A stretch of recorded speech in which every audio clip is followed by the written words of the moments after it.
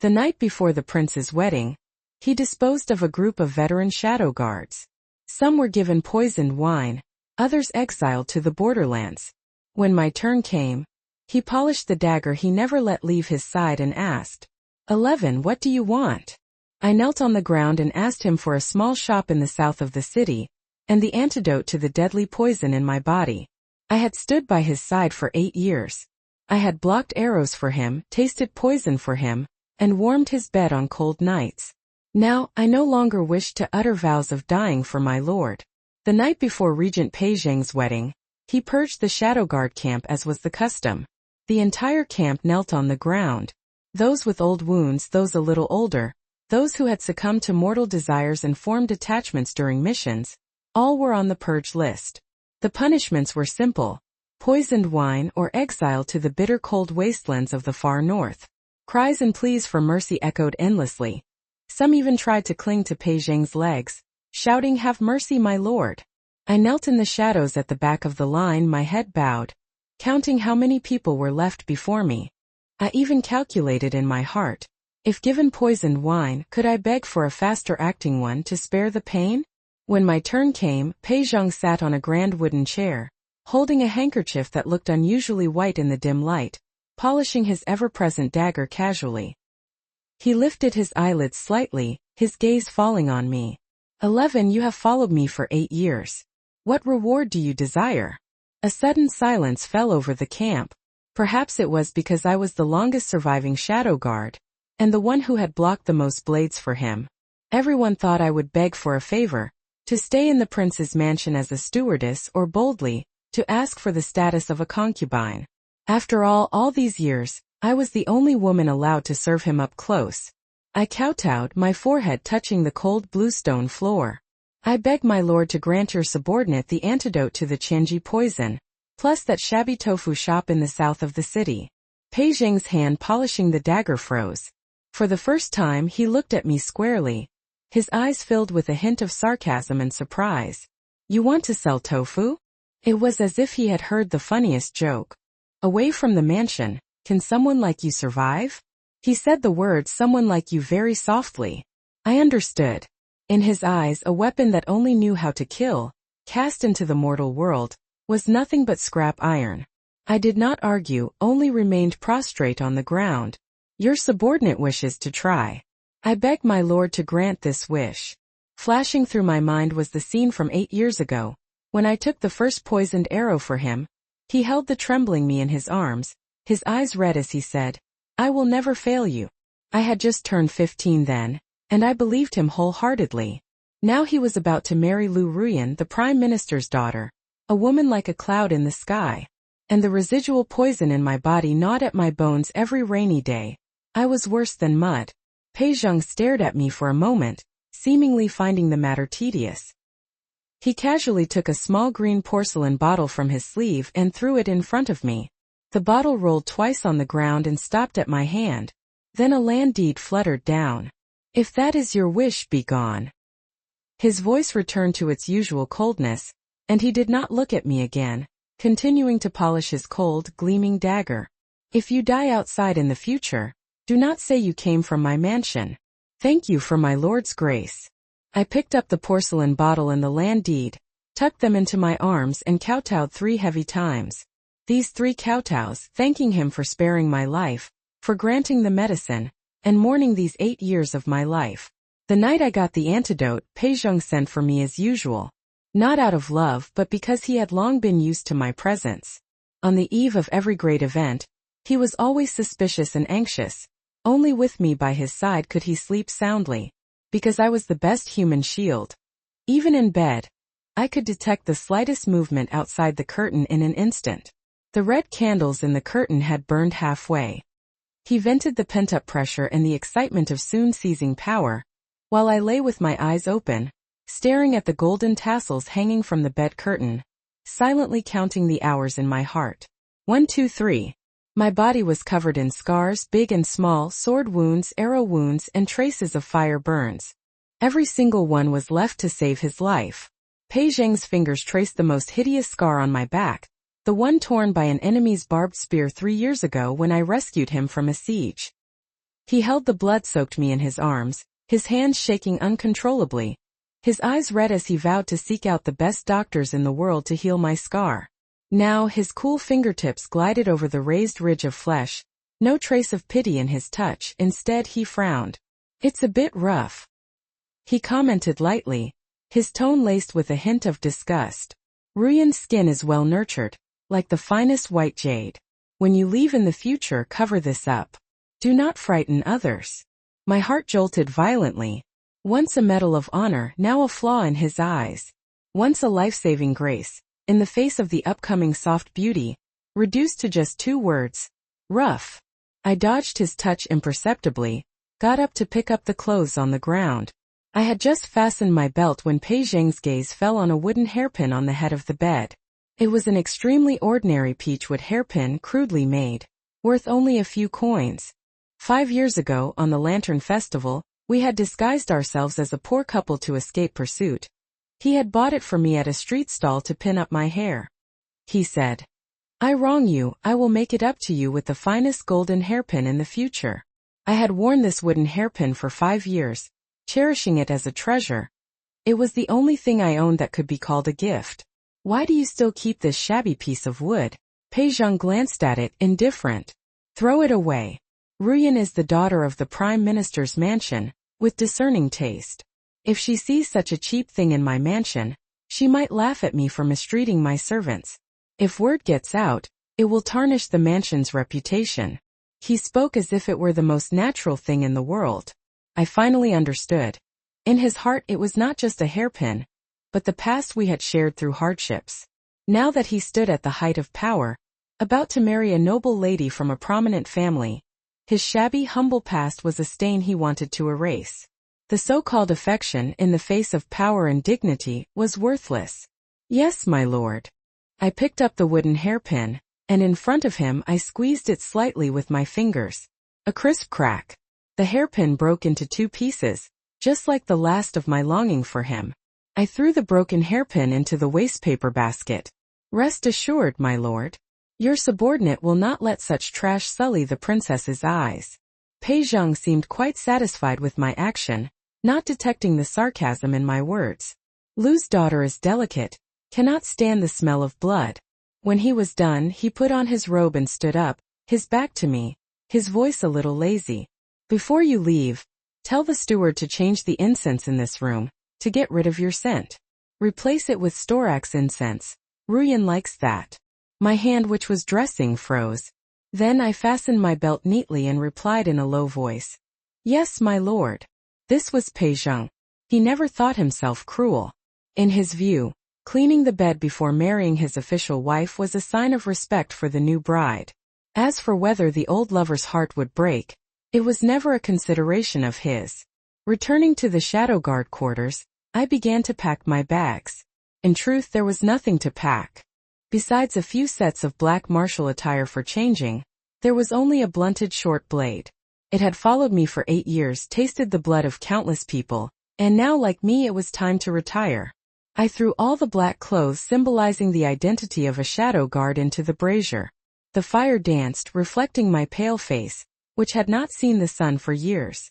Watching the clothes turn to ashes, a strange sense of pleasure welled up in my heart. Finally, I took out the small green porcelain bottle. The antidote to the Qianji poison was also a fierce, deadly medicine. The moment I swallowed it, my internal organs felt as if they were being twisted together. The pain so intense I almost rolled on the ground. But I bit down on my lip, not making a sound. I curled up on the cold, hard plank bed, cold sweat soaking through my clothes, my fingernails scratching deep marks into the bedboard. This pain was 100 times worse than the arrow I had taken for him. I gasped for breath in the dark, telling myself, "Endure it. This is the last time I will hurt for him. After tonight, this body, this life will belong entirely to myself. It is worth it." The last day before leaving the mansion, the sun was blindingly bright. I slung my shabby small bundle over my shoulder, ready to leave through the side gate. But at the corner of the corridor in the garden, I bumped into a group of people. The woman at the head was the future princess who would soon take over the mansion, Lu Ruyan. She was instructing the gardeners to trim the branches and leaves, her laughter clear like silver bells. Who is this? Lu Ruyan had sharp eyes, and spotted me before I could hide. She frowned slightly, seemingly displeased to see me in such shabby clothes in the prince's mansion garden. Pei Zheng stood not far behind her, his hands clasped behind his back. Just a servant about to be sent away. No need to pay attention. A light, casual sentence, erasing all 8 years of my life and death struggles for him completely. I lowered my head, stepped aside, and bowed respectfully. Greetings, my lord. Greetings, Miss Lu. Perhaps it was women's intuition, but Lu Ruyan did not let me go easily. She looked me up and down, her gaze falling on the shabby short blade at my waist. Then she covered her mouth and laughed. A servant carrying a blade? My lord, could this be one of those highly skilled experts you keep? She turned to Pei Zheng, her eyes filled with a hint of coquetry and testing. I heard the shadow guards are unmatched in lightness skill. Perfect. There's a withered flower on that treetop that's an eyesore. Why not let her pick it off, and let me open my eyes to your skills? The tallest Chinese parasol tree in the garden. The treetop swayed unsteadily, the withered flower indeed an eyesore. But this was not just picking a flower. It was making me perform like a monkey, using the skills that kept me alive to amuse her. Pei Zheng frowned slightly. I thought he would refuse. After all, I was his shadow guard 11, not a street performer. However, he only said lightly, if Ruyan wants to see it, then go pick it. The last spark in my heart was extinguished completely. I did not feel humiliated. I was a shadow guard. Obedience was an instinct carved into my bones. Yes, my lord. I dropped my bundle, gathered my inner strength and leaped up. Though I had just taken the antidote last night, my inner strength was weak, but I still landed steadily on the treetop. I plucked the withered flower, landed, knelt in front of Lu Ruyan, and held it out with both hands. My movements were neat, without a hint of grace. Lu Ruyan glanced at the flower, disgusted by my rough hands, the nails still stained with unwashed old blood. She waved her hand, swatting the flower away. The petals scattered on the mud. Disgusting, she said in a delicate voice. Pei Zheng did not even glance at the flower on the ground, only shouted at me coldly. You have disturbed the noble lady. Begone at once. I picked up my bundle from the ground, my head bowed, and hurried toward the back gate. As long as I crossed that threshold, I would be free. The tofu shop in the south of the city was shabby, but there was an osmanthus tree at the door. I thought that in autumn I might make some osmanthus tofu. However, when I reached the back gate, I found it tightly closed. The guards at the gate were not the usual ones, but the leader of the shadow guard camp, also my former colleague, codenamed First. First looked at me with a complicated expression, his blade held horizontally in front of him. 11, do not leave. His voice was low. My lord has ordered, you cannot go.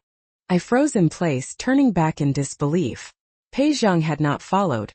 Only the steward ran over out of breath to deliver a message. Miss 11, the prince says Miss Lu's horoscope is weak. The fortune teller said the mansion needs a person with heavy evil aura to guard the side courtyard, to ensure the princess's safety. The steward wore an expression that said this was my good fortune.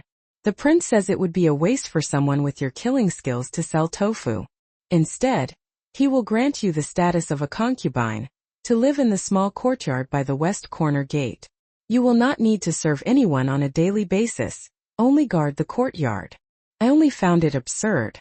It was not that he could not bear to let me go, nor that he cherished the old affection.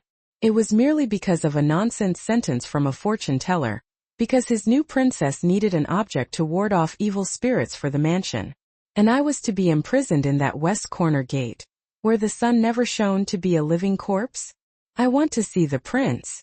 My voice was hoarse. The prince is accompanying Miss Lu to try on the wedding gown. He has no time to see you. The steward waved his hand impatiently. Go back. I stood in place, staring at the gate, so close yet as far as the sky. For the first time in 8 years I felt the urge to kill. Not to kill an enemy, but to cut a path for myself. But I knew, the elite of the Shadow Guard camp were all here. With my current physical condition, charging through would only lead to death. Death was not frightening. What was frightening was dying here, still being his ghost. Pei Zheng appeared at the end of the corridor before I knew it. He wore a bright red wedding gown, making him look handsome and extraordinary like a god. He looked down at me from above, his eyes filled with the natural sense of control over everything. What? Do you not know how to appreciate a favor? His voice drifted across the courtyard. 11 I gave you a chance. Since you want to make trouble, then stay and atone for your sins. I laughed. Atonement? Taking 13 blades for him being poisoned 3 times, was this my sin? I slowly raised my head, looking past the layers of guards at the man I had protected with my life for 8 years. My lord, you keep me because I have heavy evil aura, because I can kill, because I can ward off evil spirits for the mansion, is that not so? Pei Zheng did not speak. His silence was an admission. Very well. I nodded, and with a backhand movement, drew the blunted short blade from my waist. First's face changed drastically. 11. What are you doing? To kill your lord is the greatest crime. All the guards drew their blades, treating me as a mortal enemy. I did not charge at Pei Zheng.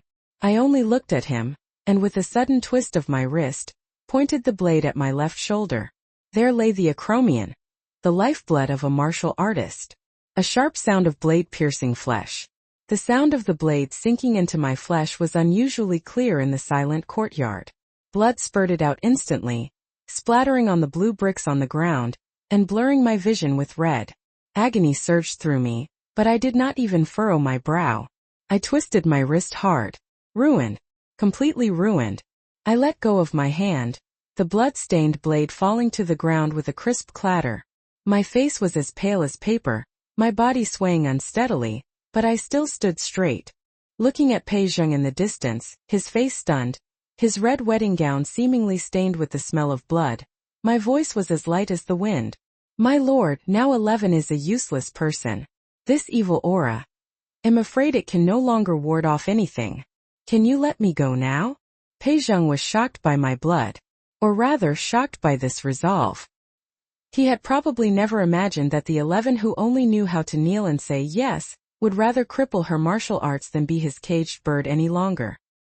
He stared at the pool of blood on the ground, frowned in disgust and waved his hand as if shooing away a fly. Madwoman! What bad luck! Throw her out! First carried me out of the prince's mansion. He set me down in the back alley, stuffed an ingot of silver into my hand. His eyes filled with pity and admiration I could not understand. 11 Take care. I did not take his silver. Dragging my left arm, which was almost numb, I walked step by step, out of the prosperity of the capital. Every step I took, the wound tore open, searing with pain. Behind me, the sound of gongs and drums thundered, the wedding music for the regent's marriage.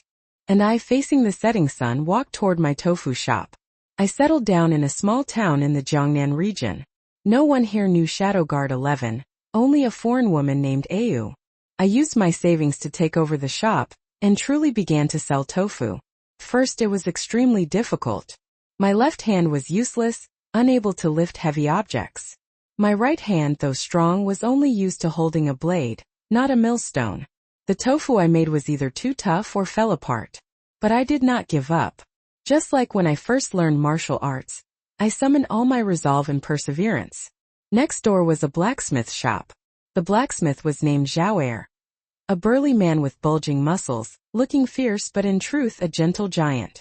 Seeing that I was alone and injured, he found excuses to help me every day.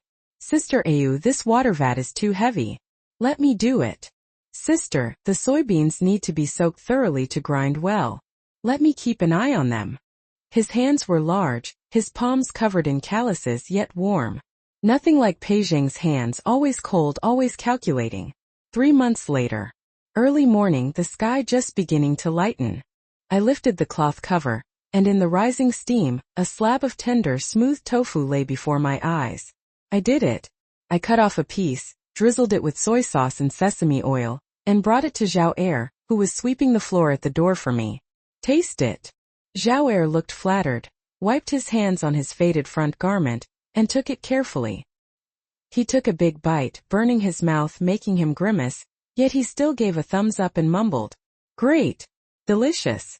This is the best tofu I've ever tasted." Watching his ridiculous expression, I could not help but chuckle.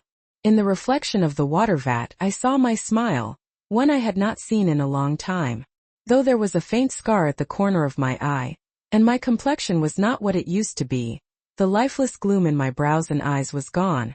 This was the face of a living person. That night I did not have a nightmare. No more dreams of sword light and sword shadow. No more dreams of Pei Zhang's cold back. To the peaceful chirping of cicadas, I hugged my quilt and slept the most sound sleep since leaving the mansion. In my dream there was only the fragrance of soybean flowers. Though I lived in Jiangnan, news from the capital trickled in from time to time. The storytellers in the tea houses loved to tell the secrets of the regent's mansion the most. I heard that the regent's wedding was extremely luxurious, with feasts held for 3 days and 3 nights. But after the marriage, the prince's temperament became increasingly violent. I heard that Princess Lu Ruyan never had the calming incense scent the prince was used to, causing him to suffer from insomnia every night. He even flew into a rage on their wedding night and slept in the study for the whole night. I heard that the servants in the mansion were replaced batch after batch, because no one could understand him with just a single glance, like the former shadow guard, knowing if he wanted tea or wanted someone dead. I sat in the corner of the tea house, peeling peanuts, listening with great interest. It was like listening to a story that had nothing to do with me. By my hand were the salt and soy sauce I had just bought. Once, these hands held the sharpest blade in the world, killing the top experts in the martial arts world. Now these hands were rough, with the faint smell of soybeans lingering under the fingernails, and the scent of the hand cream Xiaoer had given me last time on the back of my hands. But I thought this was the life I wanted. Returning to the shop, Xiaoer was helping me repair the door frame. Seeing me come back, he took a red cloth bundle from his arms and handed it to me. His face read, "Ayu for you." I opened it and saw a wooden hairpin. The wood was not precious, the carving crude, even with unpolished burrs visible. It was a crooked peach blossom. "I don't have much money, I carved it myself." Xiaoer scratched his head, not daring to look at me. "If you dislike it, just throw it away." I stared at the wooden hairpin. Pei Zhang had also given me gifts. Cold gold and silver, precious jewels, blood money to buy my life. When he threw them to me, he never looked at me squarely, let alone made them with his own hands. But the man in front of me, his hands stained with rust and wood shavings, yet his eyes filled with unease and sincerity. "Xiaoer." I called his name. He stood up straight at once. "Yes. Do you know what I used to do?" I twirled the hairpin in my fingers and asked lightly. Xiaoer froze for a moment. "A maid who ran away from a wealthy family, right?" This was the excuse I had made up. I lifted my eyes and looked at him. "These hands of mine have killed chickens." My metaphor for killing people. Xiaoer laughed, showing a row of white teeth. "So what if you killed chickens? Those things are really hard to kill, flapping around like crazy. From now on, I'll do the rough work of killing chickens. You just eat the meat." He did not understand. Or rather, he did not care at all. In his eyes I was just the Ayu who brought him hot tofu. My eyes suddenly felt warm. I stepped forward and inserted the wooden hairpin into my hair. "Does it look good?" Xiaoer stared in a daze, nodding foolishly. "Beautiful. Really beautiful." At this moment I decided to marry him. Time passed quickly. 3 years in the blink of an eye. I had become a true mortal woman. My figure was a little plumper than when I was a shadow guard, my face with healthy color, no longer that sickly pale. I married Xiaoer and we had a daughter named Nianyan. Nianyan was 2 years old, as pretty as a doll, loving to ride on Xiaoer's neck to go shopping. Life should have gone on like this, plain and warm. Until that day, the town suddenly imposed a curfew. Soldiers with spears drove the crowds back from both sides of the street, saying that a noble from the capital was on a southern tour and would pass through here. They would also stay for a night in the palace in the town. A faint unease rose in my heart, an instinct warning me frantically. I closed the shop, held Nianyan in my arms, and hid in the house, peering out through the crack of the door. Xiaoer did not know what was happening, still forging iron in the backyard, the clanging sound calming me a little. On the street, a grand yellow imperial procession marched forward. That murderous aura, I knew it all too well. The imperial guards and the scent of the shadow guard camp. Just as I was about to close the doors and windows tightly, Nianyan suddenly broke free from my arms. "Kite! My kite!" It was the kite hanging under the eaves, blown down by the wind, floating right into the middle of the street. Children do not understand danger. She chased after the kite and ran out. Nian. I was scared out of my wits, casting all caution aside, and rushed out suddenly. Just as Nian's small hand grabbed the kite, a tall steed appeared before her eyes. The horse raised its hooves, about to step down. I used all my strength, lunged forward, shielded Nian under my body, and rolled on the ground several times in succession. Though my martial arts were mostly ruined, this instinct still remained. How dare you commoners? You dare to block the imperial carriage. The guards' spears were instantly pressed against my neck. I held the crying Nian tightly in my arms, knelt on the ground, my head bowed low, my body trembling violently. This commoner knows her crime. The child is ignorant. I beg the noble one for mercy. I deliberately lowered my voice, even adding a hint of the cry of a mortal woman. A grand yellow carriage carried by 16 bearers stopped. The curtain was lifted by a slender hand. A pair of black boots embroidered with golden dragons touched the ground. Peizheng. 3 years had passed, and he had ascended to the throne as emperor, his aura even more oppressive. His face was still handsome and cold, but with a hint of gloom. He did not recognize the plump woman kneeling on the ground as the cold and beautiful 11 from back then. After all, who would associate a village woman haggling over a few coins with that peerless assassin? Take her away. He spat out 2 words coldly, as if even looking at me would dirty his eyes. The guard stepped forward to drag me away. In the struggle, my collar was torn open a little, revealing the scar on my left shoulder, though faded, still hideous and twisted. A through wound left when I crippled my martial arts back then. One of a kind. Stop. Peizheng's voice suddenly changed tone. He strode over and grabbed my shoulder hard. I was forced to lift my head. Our eyes met. The teacup in his hand fell to the ground with a crash, shattering into pieces. An extreme loss of composure. 11. He stared at me, his voice filled with disbelief. The guards around knelt on the ground, not daring to make a sound. Peizheng stared at me fiercely, and at the child in my arms, whimpering and calling mother. There was no joy of a long-awaited reunion in his eyes, only the rage of being betrayed, the madness of a possession slipping from his control. You're still alive? He ground his teeth, every word squeezed out from between them. And you married someone? Had a bastard child? In his eyes, a useless person like me, who could only die without him, should have died a miserable death in some corner, or wept bitterly, missing his grace. I should not have lived. Even less should I have lived so well, so much like a human being. I shielded Nian behind me, not kowtowing to beg for mercy like I used to. I did not even tremble, lifting my head. Your Majesty has mistaken the person. This common woman is Mrs. Zhao, wife of a blacksmith. This child is my own flesh and blood, not a bastard. Mrs. Zhao. Peizheng sneered, his eyes filled with murderous intent. What a Mrs. Zhao? Do you even deserve the surname Zhao? He reached out to grab Nian. Don't touch my wife. A roar came. Zhao Er heard the commotion, still holding his large forging hammer, and charged out like a wild bull. He saw the soldiers all over the ground, his legs actually shaking, but he still stood in front of me and the child without hesitation. Who are you people? Kidnapping someone in broad daylight. He held up the hammer, his posture unskilled, but the determination to fight to the death was real. Peizheng narrowed his eyes, looking Zhao Er up and down. Covered in sweat, his clothes disheveled, his nails filled with black mud. Such a crude, vulgar brute. Peizheng could not understand. How could the most perfect blade he had carefully trained be willing to submit to such an ant? Him. Peizheng curled his lips into a cruel smile. 11, your taste is getting worse and worse. He waved his hand. Kill him. Casual, as if crushing an ant. No. I screamed, lunging forward to hug Zhao Er. Several long blades were already pressed against Zhao Er's neck. Zhao Er was beaten to his knees, his head bleeding, yet he still held me tightly, refusing to let go. Don't be afraid, oh, don't be afraid. He still comforted me.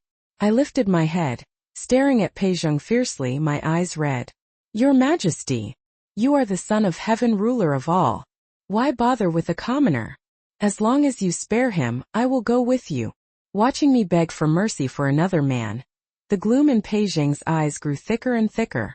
Very well. He bent down, speaking in a voice only the two of us could hear. Bring her back to the palace. I want to see for myself what skills you have learned in these 3 years. Inside the palace, the lights were bright as day. I was forced to take off my coarse linen clothes and put on that familiar black martial attire again. Only the clothes felt a little tight on me now. After all, I had given birth to a child. My waist was no longer as slender as it used to be. A blade was stuffed into my hand. A fine blade, cold and gleaming. 100 times better than my blunted broken blade. Pei Zhang sat on the high throne, twirling a wine glass in his hand. Show me a few moves, he ordered. Just like 3 years ago when he made me pick a flower in front of Lu Ruyan. He was trying to find the 11 who had satisfied him once, trying to erase the existence of this Mrs. Zhao from the past 3 years. I held the blade, my hands trembling slightly, not out of fear, but because the old wound on my left shoulder ached faintly, and more because the peaceful life of these 3 years had long smoothed my edges and corners. I barely twirled the blade, but my strength was insufficient. The blade veered off course, almost slashing my own wrist. Clumsy. Ugly. No trace of killing intent. Watching my awkward movements, Pei Zhang's eyes actually turned slightly red. From anger and from disappointment. You would debase yourself so much just to leave me? He suddenly smashed the wine glass on the ground, shards flying everywhere. Look at what you've become. Covered in the smell of cooking oil and smoke. You can't even hold a blade steady. You were once the best shadow guard in the world. I put down the blade and sighed deeply. At this moment I felt no hatred for him, only a deep sense of sorrow. Your Majesty, this is not debasement. I looked at him, my tone calm. Those 3 years were the time I lived the most like a human being in my life. The fine clothes and delicious food you gave me are not as good as a bowl of tofu pudding cooked by Zhao Er for me. You think I am the best shadow guard in the world, but I think I am only Nian Nian's mother, Zhao Er's wife. Pei Zhang froze. He had probably never imagined I would say such words. He stood up and walked in front of me.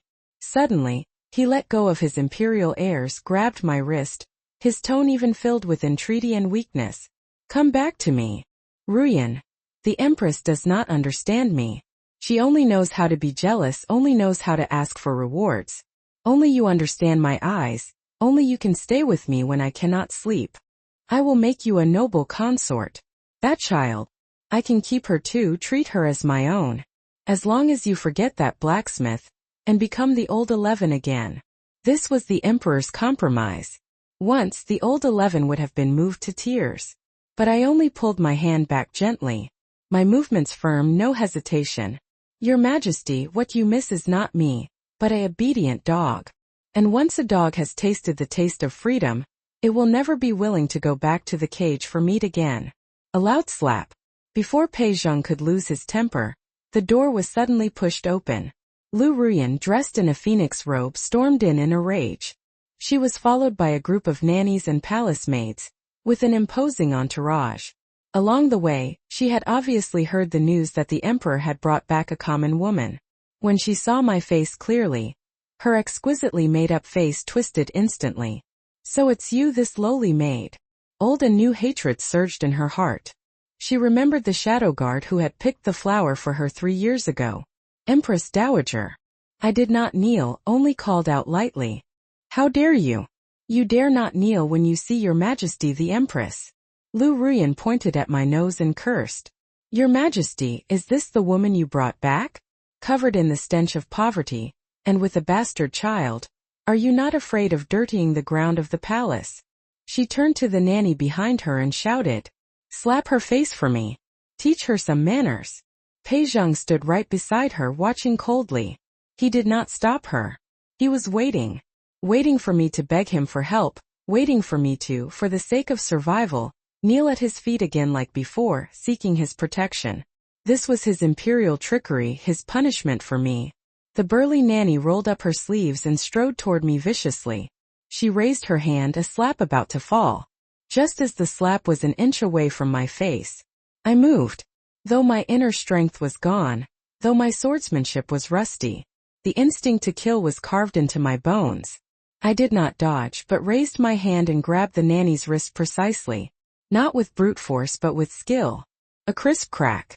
A clear sound of bone breaking rang out. I pushed her forward with force. The 200-gene nanny screamed and flew out, crashing heavily to the ground, unable to get up for a long time. Lu Ruyan was so scared she stepped back 2 steps, her face as white as paper. You dare to rebel? I shook my slightly numb hand and slowly lifted my head. The gentleness and cowardice in my eyes were gone. In their place was the Azura who had crawled out of a pile of corpses back then. Eyes that had truly seen blood. Your Majesty the Empress. I looked at Lu Ruyan, my voice soft, yet sending chills down everyone's spine. These hands of mine now grind tofu. But they have indeed killed people, more than one. Do not push me. Peizheng looked at me. Seeing the long-lost killing intent in my eyes, he actually laughed. A little madly. Good, very good. He clapped his hands. This is my 11. This is my blade. This perverted possessiveness made my stomach churn. An overwhelming urge to vomit. Peizheng's patience finally ran out. He no longer wanted to play this cat-and-mouse game. He ordered Zhao to be brought up. Zhao had been beaten to a pulp, covered in blood, half dead, tied to a torture rack. Nian was locked in another room, her cries shrill and miserable. 11. I give you 2 choices. Peizheng pointed at Zhao, his tone cold. First, he dies, and you return to the palace to be a noble consort. Second, you kill him with your own hands, and I will let you and the child go free. He handed me that cold, gleaming dagger. He was gambling. Gambling that I could not bear to kill Zhao, or gambling that under extreme pressure, I would become that cold-blooded killer again, sacrificing others for survival. No matter which choice I made, he thought he could destroy this Mrs. Zhao, and force the old 11 out. I held the dagger and walked step by step toward Zhao. Zhao struggled to open his swollen eyes, and when he saw me holding the blade, he even forced a smile uglier than crying. Wife, don't cry. His voice was weak. Listen to him. Take the child and run. Don't worry about me. Even at this moment this fool only thought of letting me run away. This was my Zhao. Peizheng sat on the high throne, a flash of pleasure in his eyes. He thought I would strike. But I stopped in front of Zhao and slowly raised the blade. Then I suddenly turned around. The blade twisted and I pressed it against my own neck. The blade cut through my skin, bright red blood flowing down my neck into my black collar. 11. Peizheng stood up suddenly. How dare you? Your Majesty, you have always thought that I blocked arrows for you, tasted poison for you, because of loyalty or because of love? I looked at him, the corner of my mouth curving into a mocking smile. In truth, it was neither. It was because the Shadow Guard camp planted a mutual heart goo on us. If you died, we would be devoured by 10,000 goo worms, dying a death 1,000 times more miserable than yours. I never had the slightest affection for you. Only fear and calculation. This single sentence shattered Peizheng more than my suicide attempt ever could. He had always thought himself the one in control, thought I loved him, only daring not to speak of it because of my low status. For 8 years he had reveled in this silent love. It turned out, everything was a lie. Between him and me, the one who had humbly begged for affection had always been him. Now the goo poison is gone. I pressed the dagger deeper into my neck, blood gushing out. I stared at his ashen face, every word clear. I would rather die than look at you for one more moment. The hall was deathly silent. Only the sound of blood dripping on the floor. Drip drip. Peizheng stood there, as if all his spirit and energy had been drained from his body. The truth had shattered all his confidence and arrogance. He stared at the blood on my neck, at the resolve in my eyes. He was finally afraid. He did not dare to gamble. Did not dare to gamble that I would not really die in front of him. If I died, the last person in the world who understood him, even if it was a pretense, would be gone. He would truly be alone. Get out. After a long time, he squeezed out a word from his throat. His voice hoarse, exhausted. He waved his hand, slumping back into the chair, as if he had aged 10 years in an instant. Take your bastard man and get out. He closed his eyes, not looking at me again. I did not release the dagger at once. Not until the guards untied Zhao Er's ropes. Not until Zhao stumbled to his feet and hugged Nian.